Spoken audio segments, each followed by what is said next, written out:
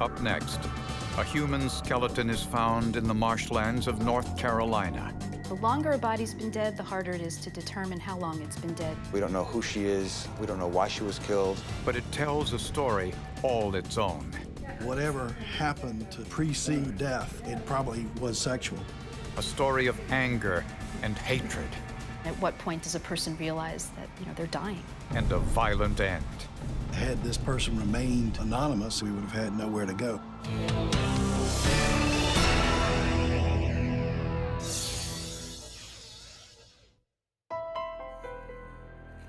On a cold spring afternoon in 2004, Rayleigh Jacobs found what looked like human bones in the backyard of the home he rented in Wilmington, North Carolina.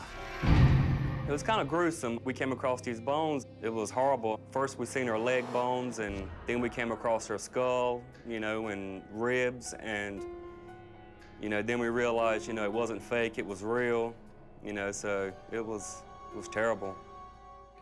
He called authorities, who moved quickly to collect the remains and any possible forensic evidence. The bones that had been scattered by the animals and maybe by the tide coming in, because that was a marshland. It was a dump site, and there was a lot of garbage back there. Anthropologist Dr. Midori Albert and her team of student volunteers recovered about 160 bones, or 80% of the skeleton. The victim was a Caucasian female, about 30 years old, and from the length of her femur, about 5 foot 4 inches tall. The amount of decomposition indicated she'd been dead for approximately 18 months, and it was clear the woman died violently.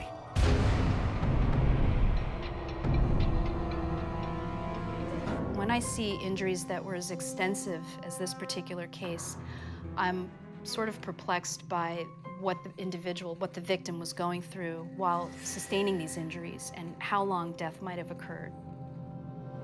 The woman had a broken nose, broken ribs, and had been stabbed with a sharp object numerous times in the lower abdomen. It indicated to me somebody who might have been stabbing or mutilating this individual, stabbed 50 times. At what point do you just not feel any more stab wounds? The lack of clothing found near the remains was also telling. The nudity would indicate a certain behavior pattern.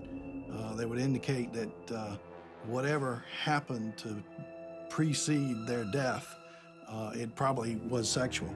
Fennell believed it was a clear sign of rage and a possible indication the killer knew the victim. He also believed the killer was familiar with the area. Someone knew that they could get back there and hide this body there without being seen while they were hiding the body. Because Ray Jacobs had lived in the rental home only a short time, he wasn't considered a suspect in the homicide. Whoever put the bones there or done this, I was afraid that they would probably come back or, show up unexpectedly, and, so I didn't really know what to think at the time after that. The first order of business was to identify the victim, a task that wouldn't be easy. According to the Doe Network, an organization that tracks the number of unknown victims, there were 100 other cases involving unidentified victims in North Carolina alone. Investigators hoped that forensic anthropology could narrow the search. Obviously, in order to do any kind of investigation, you have to start with figuring out who this person is. The victim found in the North Carolina marsh had suffered a violent death. She was beaten, stabbed, and her nude body left in the marsh in the cold of winter.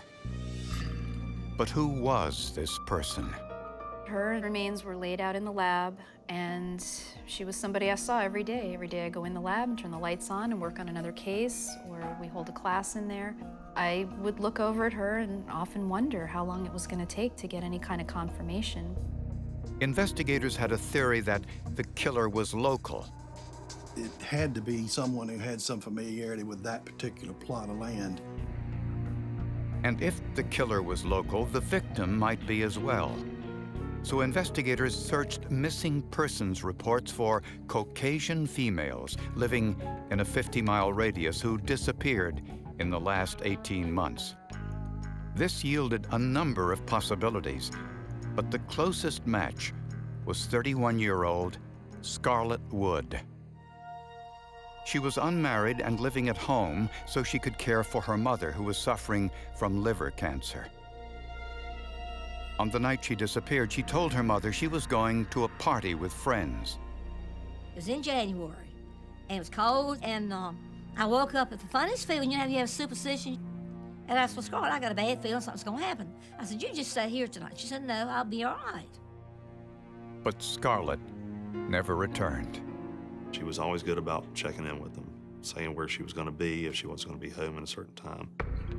Investigators hoped to compare Scarlett's dental records with the unknown victim, but their attempt was unsuccessful. She had dental records, but they were 10 years old, and I couldn't find any dentists that kept their records that long. And initially, scientists couldn't use DNA testing either.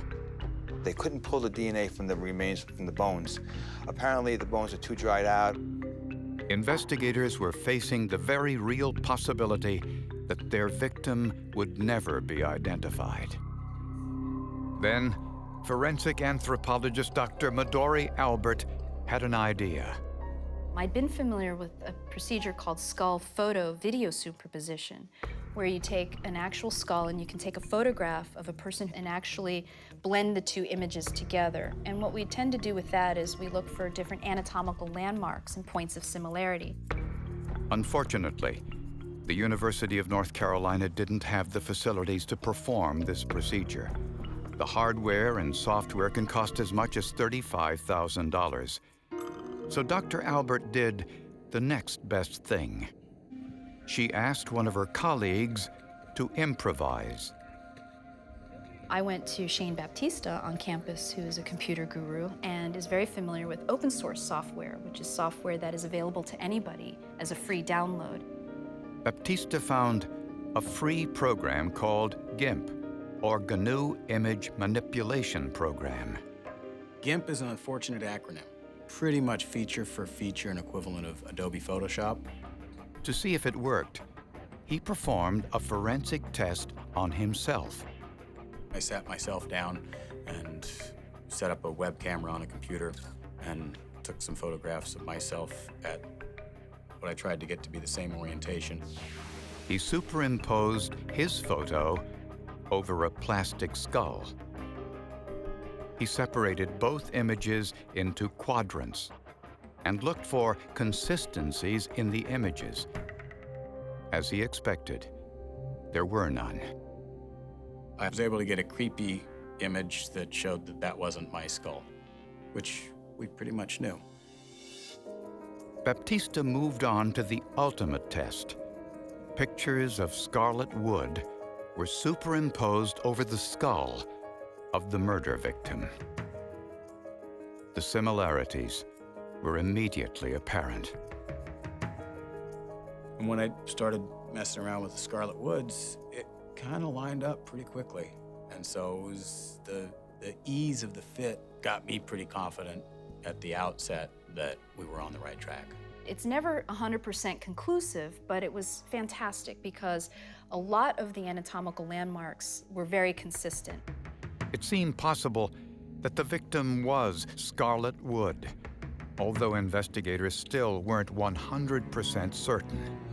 But at least they had somewhere to start. With a skeleton found on private property, investigators first turned to the property owner and the residents as potential suspects. Investigators learned that there were two tenants living on the property at the time of the murder, both men in their mid to late 20s. They both had some histories with the law enforcement of questionable character. The landlord told police the men moved out a year and a half earlier, which would have been around the time of the murder. They have left in a hurry, leaving behind furniture, clothing. There was some women's clothing left in the house, some underwear, that kind of thing. Hoping for answers, police found one of the men in Hampstead, North Carolina, 28 miles away, and brought him in for questioning. Everything, did you guys have parties after the house? What kind of weapons do you have? Neither one of us got anything to hide. Well, how do you know that? The man said he knew nothing about the murder and never met Scarlett Wood. He said he and his roommate weren't getting along and they moved out of the rental property after living there only a few months. Just roommates breaking up, money issues. Police weren't so sure and sent a forensic team to search the house. All of the floors, walls, and ceilings were sprayed with luminol, but they showed no signs of blood. After interviewing the tenants and the previous tenants, we were pretty much at a standstill. Next, investigators interviewed all of Scarlett Wood's friends. And her best friend, Lynn Bollinger, said she knew where Scarlett was headed on the night she went missing. She said Scarlett spent every Friday night at a local motel where there was usually a party.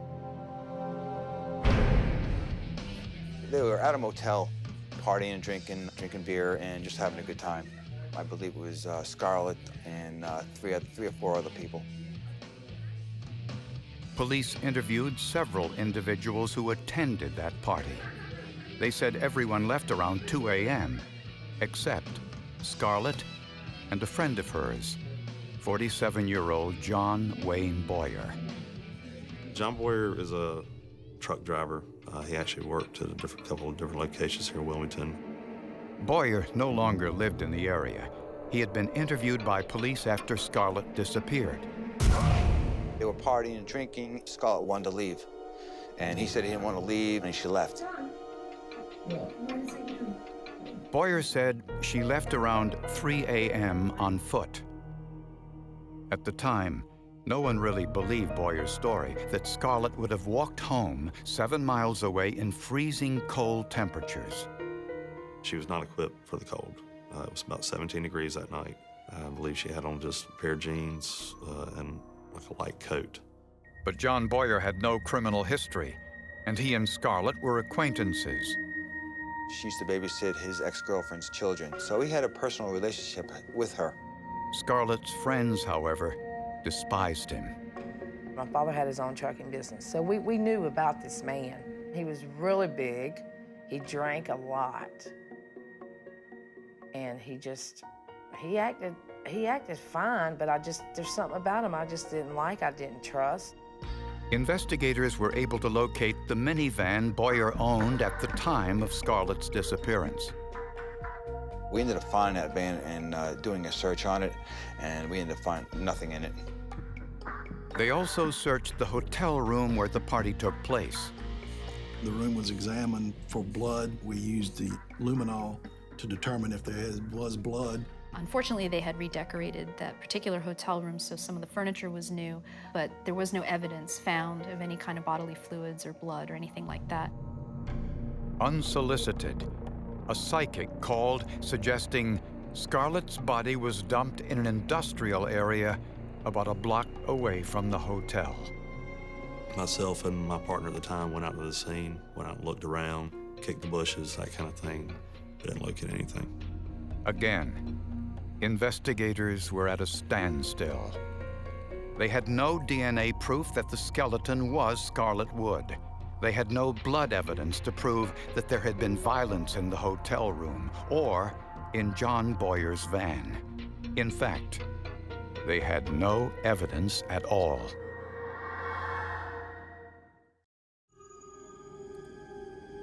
Using a technique called facial photo superimposition, a forensic anthropologist made a preliminary finding that the unidentified skeleton was 31-year-old Scarlett Wood. But this wasn't an identification that would hold up in court. Investigators had sent the remains to an outside forensic laboratory, hoping to get a DNA profile. But for reasons no one can quite understand, the lab was unsuccessful. We would never know for sure who our victim was without the DNA. I'm not sure what that is, but they just couldn't pull the DNA from the bones. So they just advised us like almost a year and a half later that just couldn't do it, just couldn't find DNA. Nothing seemed to be coming of the analysis. And after the first year passed, we were quite disturbed and very upset about it. Undeterred, investigators sent the skeleton for a forensic second opinion to a private laboratory, this one in Pennsylvania. There, scientists tried drilling into a tooth and found just enough tooth pulp to generate a DNA profile. Within 3 weeks, they came back with a positive identification. And with more digging, Sergeant John Leonard discovered that Scarlett Wood had surgery performed on her finger just before she disappeared, and that a biopsy was performed. By law, I guess medically, they have to keep these things for 7 years, I was told. I spoke to the doctor who did the operation on her, and he advised me that that I could go to the place that stored this biopsy, and I was able to get it. Incredibly, DNA testing of that biopsy sample matched the DNA profile from the victim's tooth. It was the best news I'd heard in a long time. It's a long-awaited conclusion to a mystery and a very tragic death. When the DNA came back and it confirmed that my victim was Scarlett Wood and that John Boyer was the last person to be seen with her, we ended up going to Augusta, Georgia, and interviewing John Boyer. At first, Boyer repeated what he told investigators several years earlier, that Scarlett grew impatient waiting for him to give her a ride. She decided to walk home instead and left the motel room around 3 a.m. Sergeant Leonard didn't believe it. We've been talking to you since 10 o'clock this morning. All we've heard is lies. Okay, John, because I have a body. I have a body now, okay? So I'm going to be able to tell if you're lying to me. Right. Okay? And with that, his story changed. That's when he told me he wanted to have sex. She said okay, but he couldn't perform. We had a little sex a little bit. We tried it. She got pissed off because I couldn't keep it up with her. And she told me, well, you're just an old man. She was belittling him about him not being able to perform. And he ended up pushing her. It wasn't bleeding, I know that. She wasn't bleeding? No, she was not bleeding. After you pushed her and she hit the nightstand? Yeah. Yeah, it's cool. I'm just gonna get going. Boyer said Scarlett hit her head accidentally against the nightstand, but Dr. Midori Albert believes it's more likely her head was pushed into the table forcibly. Prosecutors also believe Boyer broke her ribs. Since it was late, Boyer was able to carry Scarlett's body outside to his truck without attracting notice.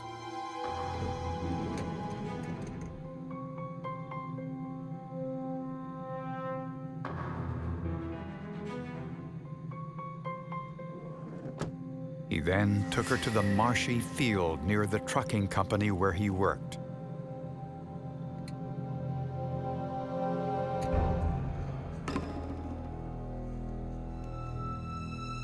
The evidence shows he used some sort of sharp object and repeatedly stabbed her, going so far as to mutilate her. And then he left her there.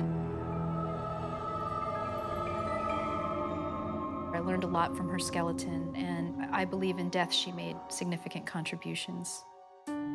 Some of the information Boyer gave police in his so-called confession was corroborated by the evidence.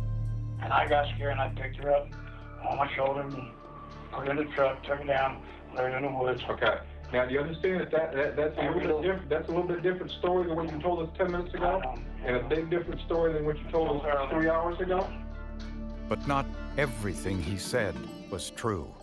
It wasn't bleeding, I know that. She wasn't bleeding? No, she was not bleeding. In April of 2007, John Boyer pled guilty to a charge of second-degree murder and was sentenced to 12 years in prison. Scarlett's family still have problems accepting the enormity of the crime. He never gave a true story as to what really happened. So I don't guess we'll ever really know. I still don't think Miss Woods has got it in her mind her daughter's not coming home. Investigators also suspect Boyer was involved in the murder of 26-year-old Rosemarie Mallett, which took place about a year before Scarlett Wood was murdered.